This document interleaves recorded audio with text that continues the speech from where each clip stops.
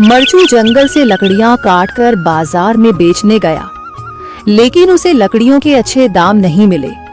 इस पर मरचू ने कहा, अरे भैया, इतने कम पैसे? इन पैसों में तो 2 वक्त का खाना भी नहीं मिलेगा।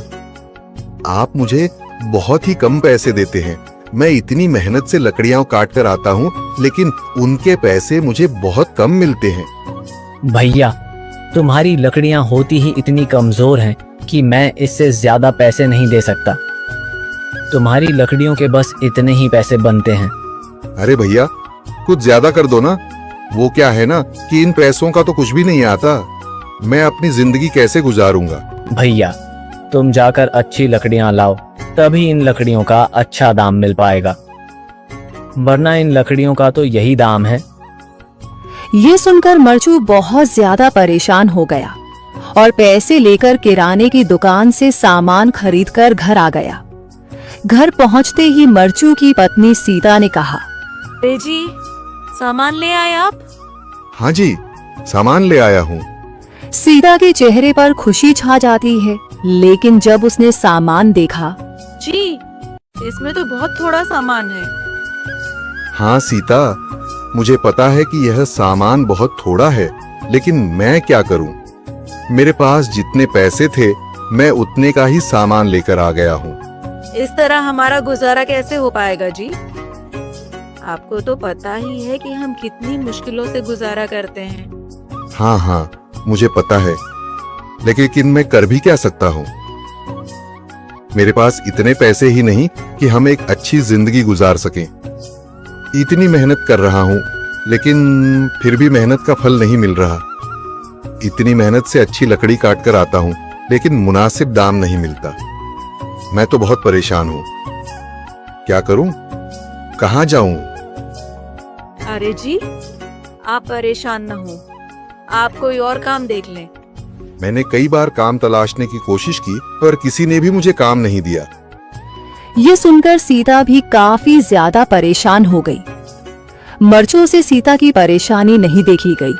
उसने अपनी पत्नी सीता से कहा, मैं फिर से जंगल की ओर जा रहा हूँ। अरे जी, अभी मत जाइए ना, वैसे भी शाम हो रही है। आप कल चले जाइएगा, अभी मत जाइए।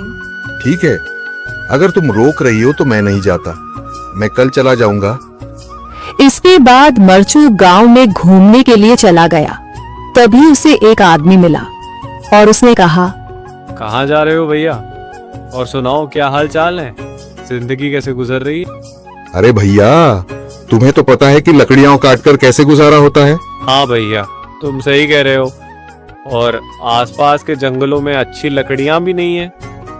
इसके लिए तो जंगल के अंदर जाना पड़ेगा।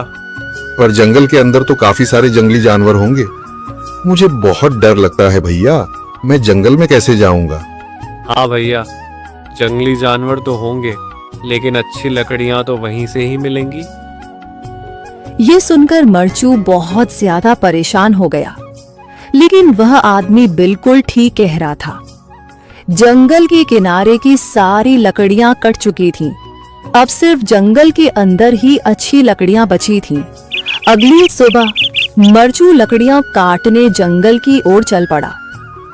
जंगल में आने के बाद मरचू ने कहा, अरे, यहाँ पर तो लकड़ियां ही नहीं हैं। वो आदमी सही कह रहा था, लकड़ियों के लिए तो जंगल के अंदर ही जाना पड़ेगा। और जंगल के अंदर जाना क्या सही रहेगा? मुझे तो बहुत डर लग रहा है, क्योंकि वहां पर तो काफी सारे जंगली जानवर होंगे जो खतरनाक होंगे।